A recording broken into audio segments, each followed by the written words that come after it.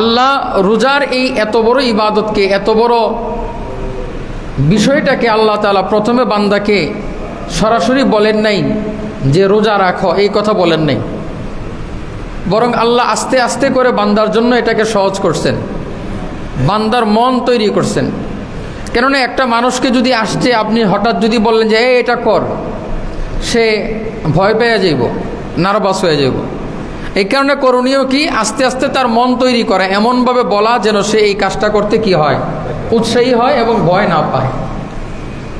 আর এটা কেমন করে বলতে হয়, এটা আল্লাহ তাআলা রোজার বিধানের আল্লাহ যেভাবে কোরআনে ধারাবাহিক দিয়েছেন, এটার মাধ্যমে আমাদেরকে শিখাইছেন।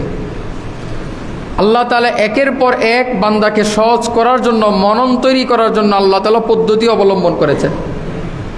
আসেন আমরা সংক্ষিপ্তভাবে কোরআন থেকে সেই বিষয়টা আগে শুনব, তারপরে ইনশাআল্লাহ এইগুলার ব্যাপারে সংক্ষিপ্ত তাফসীর এবং গুরুত্বপূর্ণ মাসআলা আলোচনা করব।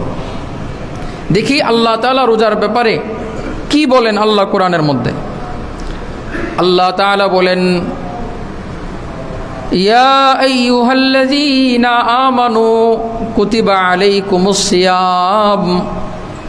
আল্লাহ তাআলা বলেন, হে ঈমানদার বান্দা বান্দিরা শোনো, কুতিবা আলাইকুমুস সিয়াম, আমি তোমাদের জন্য রোজাকে ফরজ করে দিয়েছি। সুবহানাল্লাহ। আল্লাহ এই কথা বলেন নাই যে বান্দা আমি তোমরা সবাই রোজা রাখো, এই কথা বলেন নাই। আল্লাহ তাআলা বলেন, বান্দা তোমাদের জন্য রোজাকে ফরজ করা হয়েছে। এবার মনের মধ্যে প্রশ্ন আসবে, গো আল্লাহ, ভয় লাগতে পারে, এই যে সুবে সাদিক থেকে নিয়ে সূর্য অস্ত যাওয়া পর্যন্ত দীর্ঘ সময় না খেয়ে থাকবো, এইভাবে রোজা রাখা আমাদের জন্য কষ্ট হয়ে যাবে। আল্লাহ বান্দার জন্য সহজ করার জন্য, মন তৈরি করার জন্য পরে বলেন, কামা কুতিবা আলাল্লাযীনা মিন ক্বাবলিকুম। সুবহানাল্লাহ বলেন।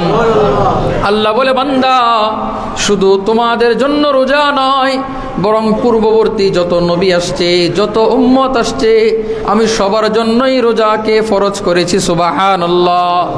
তারা যদি রোজা রাখতে পারে তাহলে তোমরাও রাখতে পারবা। তাদের জন্য যদি রাখা সহজ হয়, তোমাদের জন্য সহজ।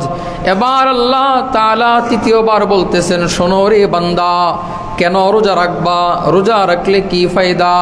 আল্লাহ বলেন, লাআল্লাকুম তাত্তাকুন। আল্লাহু আকবার বলেন।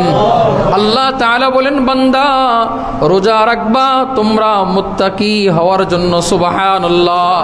রোজা রাখলে ফরেজগার হইবা, রোজা রাখলে